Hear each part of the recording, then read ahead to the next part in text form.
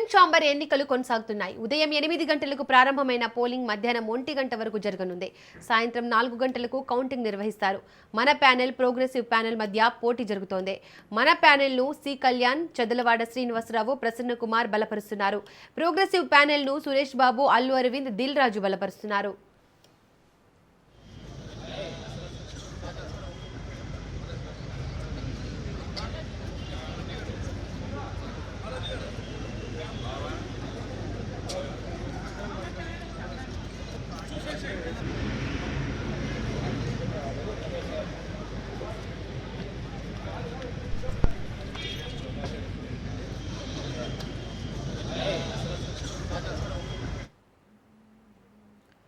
Film chamber ఎన్నికలు కొనసాగుతున్నాయి. ఉదయం 8 గంటలకు ప్రారంభమైన పోలింగ్ మధ్యాహ్నం 1 గంట వరకు జరగనుంది. సాయంత్రం 4 గంటలకు కౌంటింగ్ నిర్వహిస్తారు. మన ప్యానెల్, ప్రోగ్రెసివ్ ప్యానెల్ మధ్య పోటీ జరుగుతోంది. మన ప్యానెల్ను సి కళ్యాణ్, చదలవాడ శ్రీనివాసరావు, ప్రసన్న కుమార్ బలపరుస్తున్నారు. ప్రోగ్రెసివ్ ప్యానెల్ను సురేష్ బాబు, అల్లు అరవింద్, దిల్ రాజు బలపరుస్తున్నారు.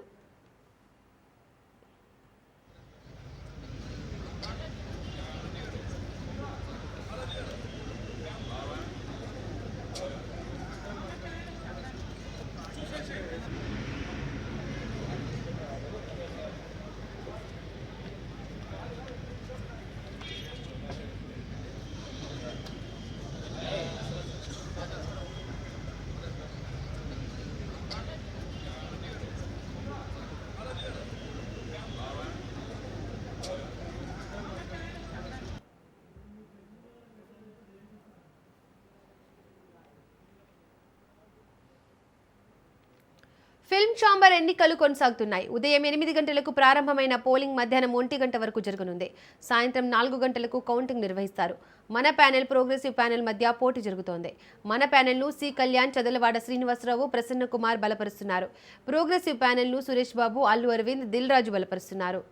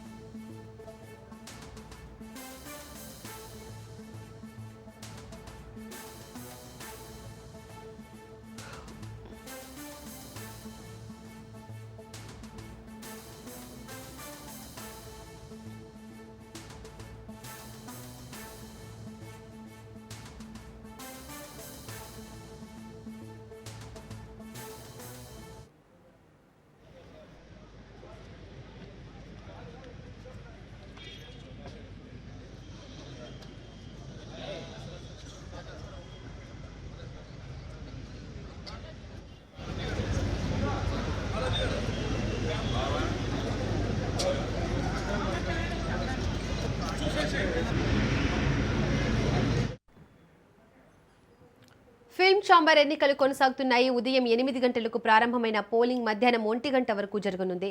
సాయంత్రం 4 గంటలకు కౌంటింగ్ నిర్వహిస్తారు. మన ప్యానెల్, ప్రోగ్రెసివ్ ప్యానెల్ మధ్య పోటీ జరుగుతోంది. మన ప్యానెల్ను సి కళ్యాణ్, చదలవాడ శ్రీనివాసరావు, ప్రసన్న కుమార్ బలపరుస్తున్నారు. ప్రోగ్రెసివ్ ప్యానెల్ను సురేష్ బాబు, అల్లు అరవింద్, దిల్ రాజు బలపరుస్తున్నారు. దీనికి సంబంధించి మోర్ ఇన్ఫర్మేషన్ మా ప్రతినిధి సంతోష్ ఫిల్మ్ నగర్ నుంచి జూమ్ లైన్ ద్వారా అందిస్తారు. సంపత్, ఫిల్మ్ ఛాంబర్ ఎన్నికలు ఏ విధంగా కొనసాగుతున్నాయి, డీటెయిల్స్ ఏంటి?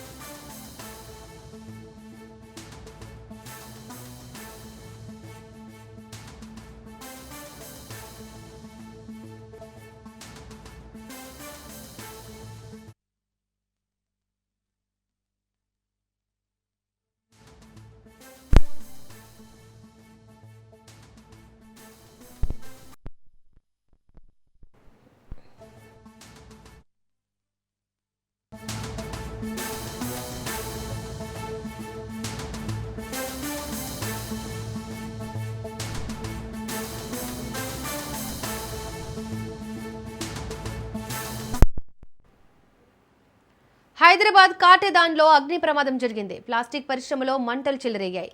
ఫైర్ సిబ్బంది మంటలు ఆర్పుతున్నారు.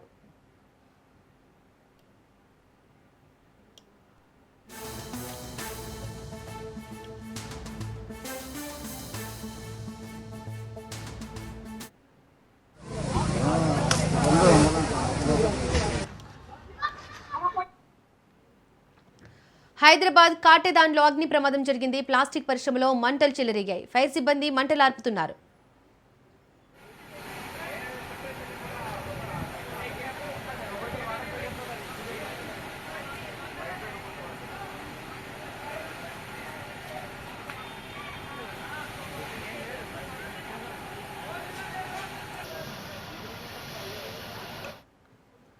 ఈ ఘటనకు సంబంధించి మోర్ డీటెయిల్స్ మా ప్రతినిధి పవన్ అందిస్తారు.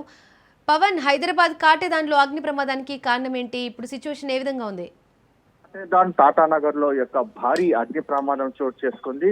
అయితే ప్లాస్టిక్ గోదాంలో ఒక్కసారిగా మంటలు అనుకోవడంతో దట్టమైన పొగతో పాటు భారీ ఎత్తున యొక్క పొగ కూడా దీనికి సంబంధించి కూడాను వెంటనే స్థానికులు గమనించి ఫైర్ సిబ్బంది కూడా సమాచారం అందించారు. ఫైర్ సిబ్బంది దీనికి సంబంధించి వెంటనే ఘటనా స్థలానికి చేరుకొని ప్రస్తుతం మంటలు కూడా అదుపులోకి తీసుకొచ్చింది. మరోవైపు చూస్తే ఎవరికి ఎలాంటి యొక్క ప్రాణహాని మాత్రం జరగలేదు. కేవలం ప్లాస్టిక్ ఉండడంతో ఈ యొక్క మండే శక్తి ఎక్కువగా ఉంటుంది కాబట్టి ప్లాస్టిక్ సంబంధించిన నేపథ్యంలో ఒక మంటలు ఆర్పడానికి కూడా కొంత సమయం పడుతుంది అనేది మాత్రం ప్రధానంగా దీనికి సంబంధించి ఇటు స్థానికులతో పాటు పోలీసులు చెప్తున్నారు. అయితే ఫైర్ సిబ్బంది మాత్రం సకాలంలో స్పందించి ఒక మంటలను ప్రస్తుతము అదుపులోకి తీసుకొచ్చింది. అయితే టాటానగర్ లో ఉన్న పక్కన నివాసం ఉంటున్న వారందరినీ కూడా పక్కకి ఖాళీ చేయించిన పరిస్థితి కూడా చూస్తున్నాము. ఎందుకంటే ఈ యొక్క మంటలు మళ్ళీ పక్కల్లోకి వ్యాపిస్తే మాత్రము ఇంకా భారీ అగ్ని ప్రమాదం చోటు చేసుకునే అవకాశం ఉంటుంది కాబట్టి అలాంటి ఘటన పునరావృతం కాకుండా చూసుకోవాలనేది మాత్రం ప్రధానంగా దీనికి సంబంధించి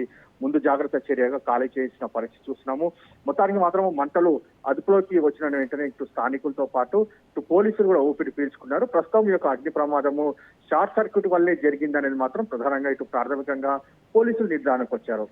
మొత్తానికి ఇన్వెస్టిగేషన్ చేసిన దాని తర్వాత పూర్తి వివరాలు చెప్తామని చెప్పి మరోవైపు పోలీసులు అంటున్నారు. Right Pawan, thank you.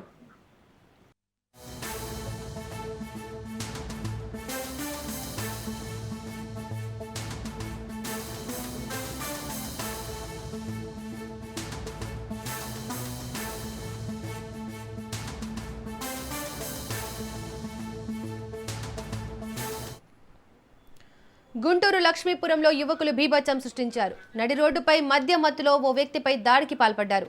నడి రోడ్డుపై దాడి జరిగిన పబ్లిక్ చూస్తూ ఉండిపోయారు. ఇంత జరుగుతున్నా ఆ దరిదాపుల్లో పోలీసులు కనిపించలేదు. రోడ్లే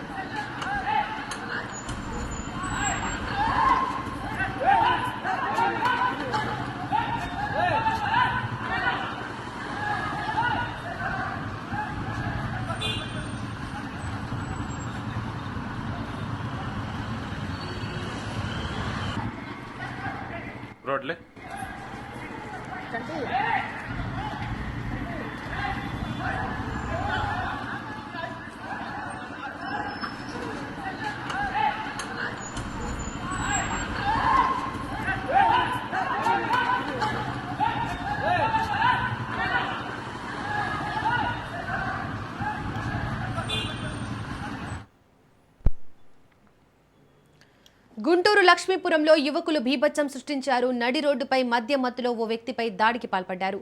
నడి రోడ్డుపై దాడి జరిగిన పబ్లిక్ చూస్తూ ఉండిపోయారు. ఇంత జరుగుతున్నా ఆ దరిదాపుల్లో పోలీసులు కనిపించలేదు.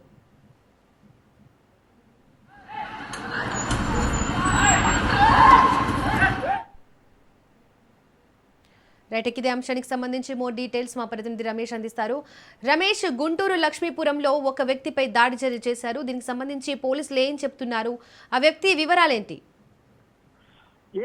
దీపిక, ఏదైతే మరి రాత్రి సమయంలో మద్యం మత్తులో వేరంగం సృష్టించారు. ఏదైతే మరి నగరంలో అటు లక్ష్మీపురంలో మద్యం మత్తులో వ్యక్తి పైన తీవ్రంగా దాడి చేశారు. ఏదైతే మరి జనం చూస్తున్నటువంటి సమయంలో ఒక్కసారిగా కూడా కర్రలతో దాడి చేసినటువంటి ఘటన అటు విజువల్స్ లో స్పష్టంగా కనపడుతున్నటువంటి పరిస్థితి. ఎందుకంటే ఎస్పీ స్థాయి వ్యక్తులు, అటు ఐజీ స్థాయి వ్యక్తులు గుంటూరు నగరంలో ఉన్నటువంటి నేపథ్యంలో కనీసం అలాంటి గొడవలు కూడా పోలీసు వ్యవస్థ కట్టడి చేయలేనటువంటి పరిస్థితి అయితే కనపడుతుంది. అక్కడ ఉన్నటువంటి స్థానిక ప్రజలు, అటు దారిన వెళ్తున్నటువంటి ప్రజానీకం కూడా ముక్కును వేలేసుకున్నటువంటి పరిస్థితి అయితే కనపడుతుంది. మద్యం మత్తులో వీరంగం సృష్టించారు. అక్కడ ఉన్నటువంటి షాపుల పైన రాళ్లు రువినటువంటి పరిస్థితి కనపడుతున్నటువంటి పరిస్థితి అయితే ఉంది. అయితే దీనికి సంబంధించి ఒక చిన్న వివాదం తలెత్తినటువంటి నేపథ్యంలో తనపైన దాడి చేసినటువంటి పరిస్థితి మనకి వీడియోలో కనపడుతుంది. అయితే దీనిపైన లక్ష్మీపురం సంబంధించినటువంటి పోలీసులు కూడా, పట్టాపురం పోలీసులు కూడా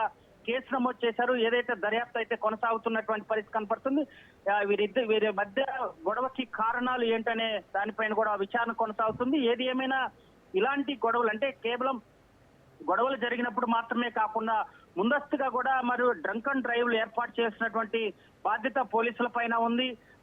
మరి నగరంలో అంతా రద్దీగా ఉండేటువంటి లక్ష్మీపురం ప్రాంతంలో ఇలాంటి దాడులు మరోసారి పునరావృతం అవ్వకుండా కూడా పోలీస్ వ్యవస్థ పూర్తిగా చర్యలు తీసుకోవాల్సినటువంటి బాధ్యత ఎంతైనా ఉంది. Deepika. Right Ramesh, thank you. Alluri Sitaramaraju జిల్లా అరకు ఘాట్ రోడ్లో రోజురోజుకి విపరీతమైన ట్రాఫిక్ పెరుగుతోంది. ఘాట్ రోడ్లో ప్రయాణం వాహనదారులకు నరకాన్ని తలపిస్తోంది.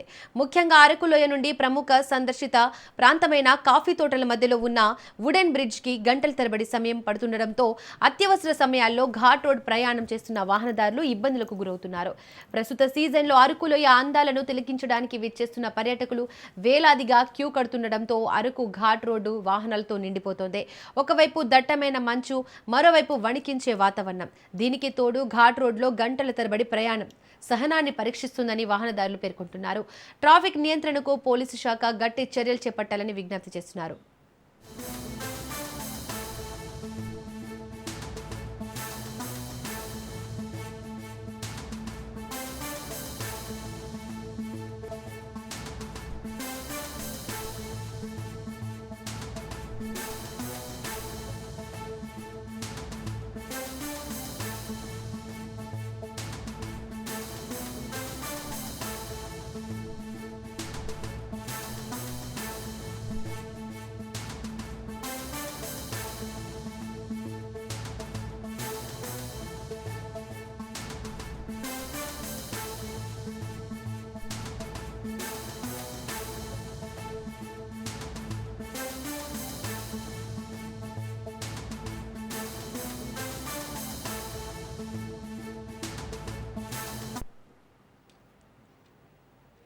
అల్లూరి సీతారామరాజు జిల్లా అరకు ఘాట్ రోడ్లో రోజురోజుకి విపరీతమైన ట్రాఫిక్ పెరుగుతోంది.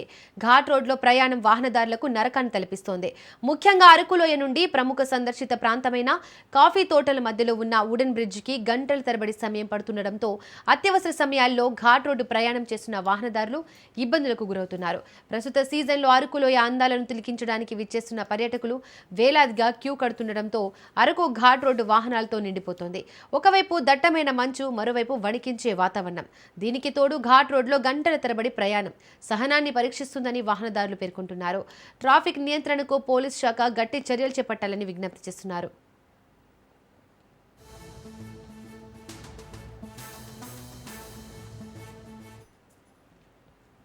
మారుతున్న కాలానికి అనుగుణంగా పిల్లల ఆసక్తిని గుర్తించి ఆ రంగంలో ప్రోత్సహిస్తూ ఉత్తమ ఫలితాలు సాధించి ఉన్నత స్థాయికి వెళ్లేందుకు ఆర్థిక పరిస్థితులు, హోదాలు అవసరం లేదు అని నిరూపించారు భద్రాచలం పట్టణానికి చెందిన మధ్యతరగతి కుటుంబానికి చెందిన దంపతులు. అందుకు నిదర్శనమే పానీపూరి అమ్మే ఓ సాధారణ వ్యక్తి కుమార్తె మిస్ టీన్ తెలంగాణ హోల్డర్గా నిలవడం. ఈ ఘనత సాధించిన భద్రాద్రి కొత్తగూడెం జిల్లా భద్రాచలానికి చెందిన యువతి ప్రీతి యాదవ్ని పట్టణ ప్రజలతో పాటు శ్రీ చైతన్య స్కూల్ యాజమాన్యం, భద్రాద్రి వాసులు అభినందన ముంచెత్తుతూ తమ శుభాకాంక్షలు తెలియజేస్తున్నారు. మిస్ టీన్ తెలంగాణ ప్రీతి యాదవ్తో మా భద్రాద్రి ప్రతినిధి నవీన్ ఫేస్ టు ఫేస్. భాగంగా రాజస్థాన్లో జరిగినటువంటి పోటీలో భాగంగా మిస్ టీన్ తెలంగాణగా ఎన్నికైనటువంటి ప్రీతి యాదవ్ ఇప్పుడు మనతో ఉన్నారు.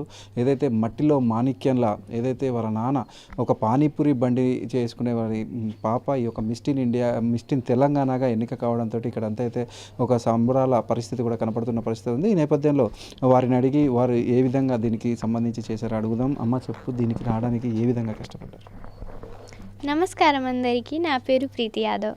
నేను మిస్ టీన్ తెలంగాణ విన్నర్. నేను చెప్పాలంటే ఇదంతా మా మమ్మీ చేసింది. మా మమ్మీ డ్రీమే నేను మంచిగా రియల్ లైఫ్లో తీసుకొస్తున్నాను. నాదొక్క గోలే ఉంది, మా పేరెంట్స్ హ్యాపీగా ఉండాలి. దీని జర్నీ ఏంటంటే, నేను ఒకరోజు ఇన్స్టాగ్రామ్ మీద అట్లే టిక్టాక్స్ చూస్తూనే ఉన్నాను, రీల్స్. మా మమ్మీ చూసింది ఒక ఫార్మ్, ఫర్ ఎవర్ స్టార్ ఇండియాలో మా మమ్మీ ఫార్మ్ ఫిల్ చేసింది. అప్పటికి 10,000 స్టూడెంట్స్ ఫిల్ చేశారు. కానీ దాంట్లో నుంచి సెలెక్ట్ అయ్యి నేను మిస్ టీన్ తెలంగాణ అయ్యాను. అది నా కోసం చాలా గొప్పది. మా మమ్మీ అన్నీ నన్ను సపోర్ట్ చేసింది. మా మమ్మీ డ్రీమే నేను తీసుకొస్తున్నాను. పేరెంట్స్ అంటే సపోర్టివ్గా ఉంటే మనం ఏదైనా చేయగలుగుతాం. ఇదే నా హిస్టరీ.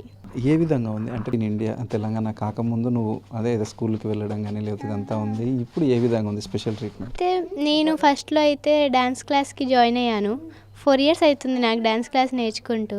నేను ఫస్ట్ స్కూల్కి వెళ్ళడము, స్కూల్ నుంచి డ్యాన్స్ క్లాస్కి వెళ్ళడము, అక్కడ నుంచి ఇంటికి వచ్చేసేదాన్ని. కానీ ఇప్పుడు నా లైఫ్ చాలా చేంజ్ అయింది.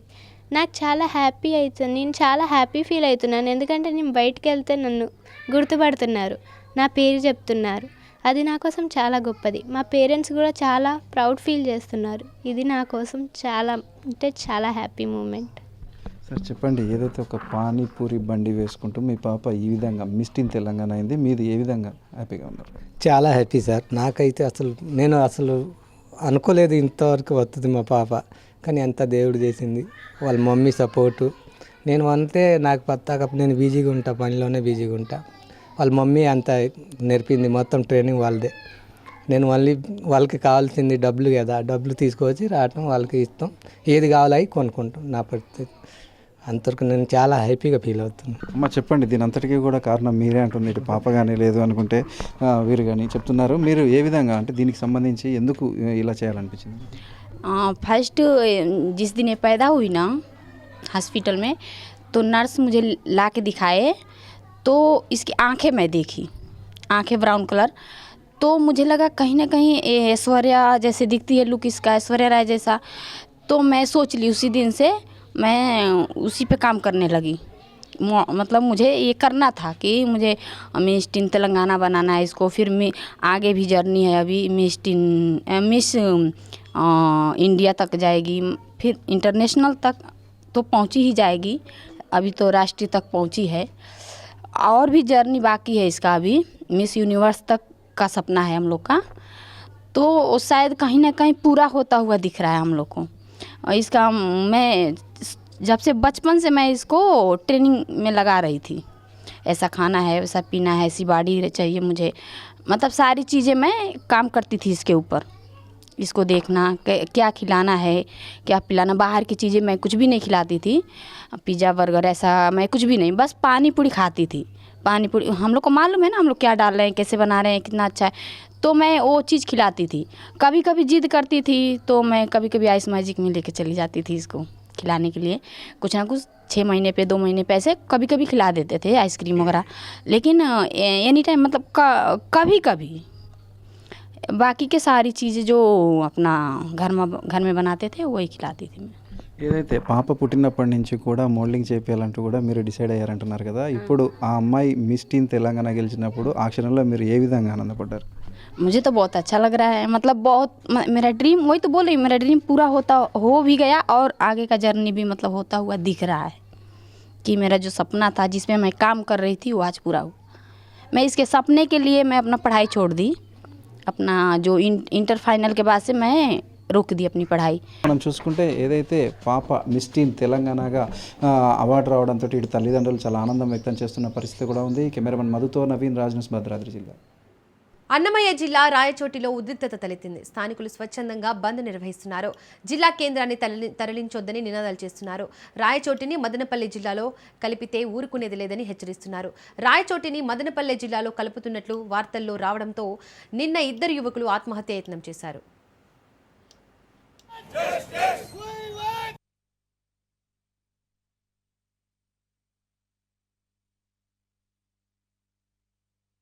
నా పేరు చిన్నమ్మ సురేష్ బాబు. మా ఊరు పీటీ అంటారు సార్. నాకేమంటే మదనపల్లె సాయంత్రం వచ్చి ఆల్మోస్ట్ మదనపల్లి జిల్లా చేస్తారని చెప్పేసి పుకార్లు వచ్చాయి సార్. అది పుకార్లో నిజమో నాకు తెలియదు సార్. నేను మనస్ఫూర్తిగా పడినాను సార్.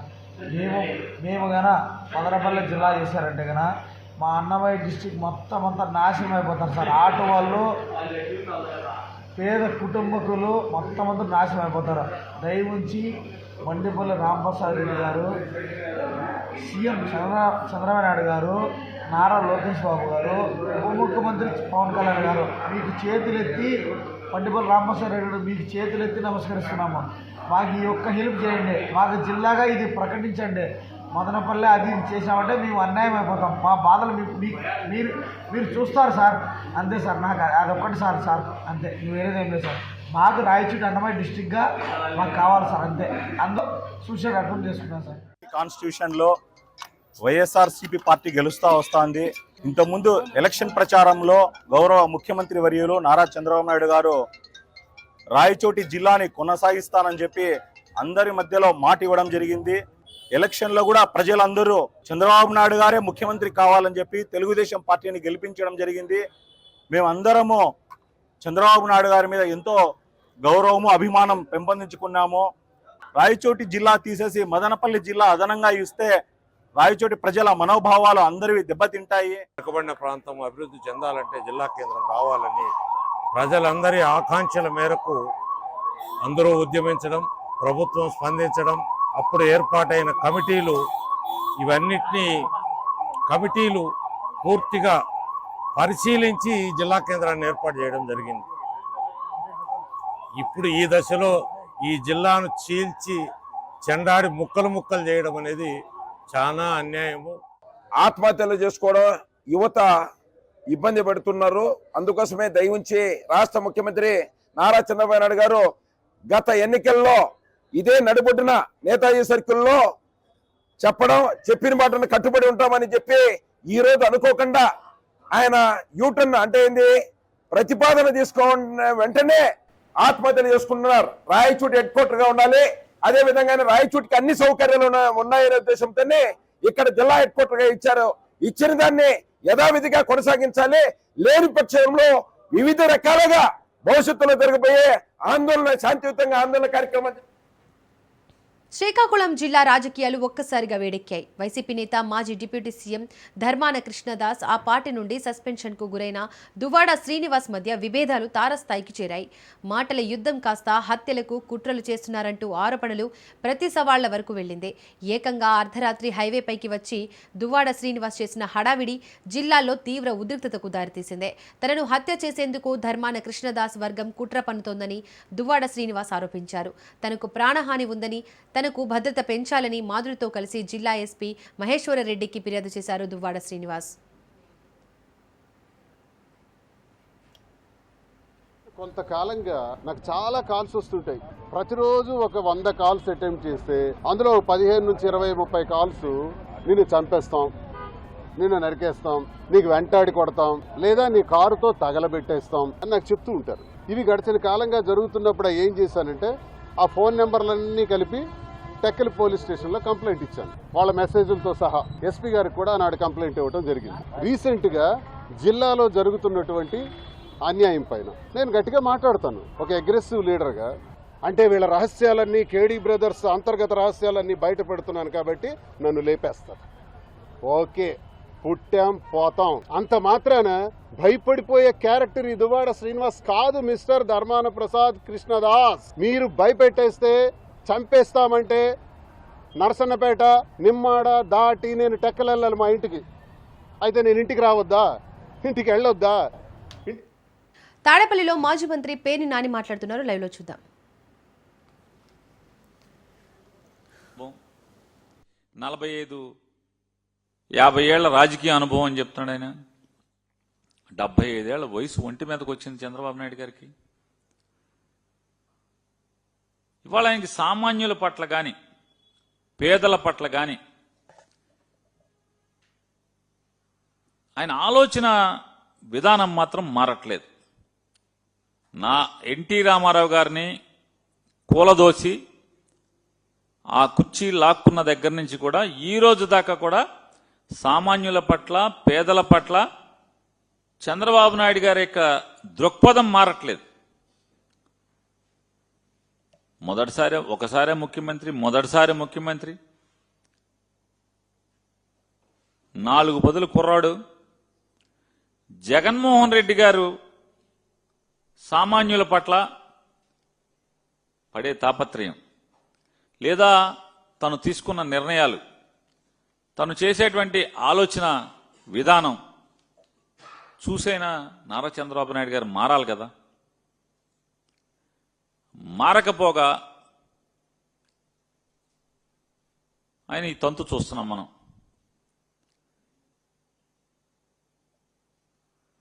పేద మధ్యతరగతి వర్గాల యొక్క ఆరోగ్యాన్ని, చదువుల్ని జగన్మోహన్ రెడ్డి గారు బాధ్యతగా తీసుకుని స్కూళ్ళని మార్చి చూపిస్తాం, పిల్లలకి ఆంగ్ల విద్యని నేర్పించి తద్వారా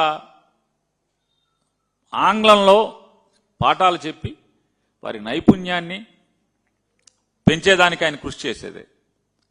ఇవాళ నారా చంద్రబాబు నాయుడు గారు జగన్మోహన్ రెడ్డి గారి తర్వాత ఆ పదవిలోకి వచ్చి జగన్ గారు చేసినటువంటి కృషి లేదా ఆయన ఏర్పాటు చేసినటువంటి ప్రజల సంపదని ఏమైపోయింది అంటే ఇవాళ ఈయనగాచి నక్కల పాలైపోయినటువంటి పరిస్థితుల్లో వాళ్ళ చంద్రబాబు నాయుడు గారు స్కూళ్ళని గాలికి వదలటం, స్కూళ్ళలో ఇంగ్లీష్ విద్యను తీసేయటం, సాంకేతికంగా వాళ్ళని నైపుణ్యవంతులను చేయాల్సినటువంటి ట్యాబ్లు ఇచ్చే కార్యక్రమాన్ని ఆపేయటం, ఆఖరికి బ్యాగుల మీద కూడా కక్కుర్తి, స్కూల్ పిల్లల పుస్తకాలు మోసే బ్యాగుల మీద కూడా కక్కుర్తి. ఆ బ్యాగులన్నీ కూడా పట్టుమని 3 నెలలు కూడా అంటే 100 రోజులు కూడా బ్యాగ్ మోసే పరిస్థితి లేకుండా చిరిగిపోతున్నటువంటి పరిస్థితి, అతుకులు బొంతలు వేసుకోవాల్సిన పరిస్థితి. ఇవాళ విద్యా వైద్యం జగన్మోహన్ రెడ్డి గారి ప్రభుత్వం బాధ్యతగా భుజాలకెత్తుకుంటే నారా చంద్రబాబు నాయుడు గారు నాకు సంబంధం లేదు, ఎవడి తిప్పలాడి పడాల్సిందే అని చెప్పని చంద్రబాబు నాయుడు గారు ఇవాళ మాట్లాడుతున్నారు. ఇవాళ ఆయన ఏలుబడి చూస్తుంటే మనకి మాటికి రోజు ఒకటి చెప్తాడు, అయితే 3 పీలు లేకపోతే 4 పీలు, పీపీపీ అంటాడు, లేకపోతే పీపీపీపీ అంటాడు, P4 అంట. ఈ పీపీపీలో కానీ P4లో కానీ ఈ రాష్ట్రంలో బాగుపడినోడు ఎవడన్నా ఉన్నాడా? చంద్రబాబు నాయుడు గారు, ఆయన కొడుకు పవన్ కళ్యాణ్ గారు తప్పితే, లేదా తెలుగుదేశం వాళ్ళు ఎవడన్నా బాగుపడ్డాడేమో కానీ ఒకటి అది కూడా తెలుగుదేశం వాళ్ళు కూడా గ్రామాల్లో ఏడుస్తున్న పరిస్థితి. ఎందుకు మోసాంరా జెండా, ఎందుకురా బాబు అసలు వీళ్ళకి ప్రచారం చేశాం, ఎందుకు తాపత్రయపడ్డాంరా జగన్ దిగిపోవాలని చెప్పని అని వాళ్ళ తెలుగుదేశం వాళ్ళు ఏడ్చే పరిస్థితికి వస్తున్నారు. ఈ పీపీపీ వల్ల ఎవడు బాగుపడ్డాడు అంటున్నాను. ప్రజలకు ఏం లాభం అని అడుగుతున్నాను నారా చంద్రబాబు నాయుడు గారు, ఏం లాభం? ఎన్నికల ముందేమో మీరు జగన్మోహన్ రెడ్డి గారు 150 సీట్లలో 40 సీట్లు, అది కూడా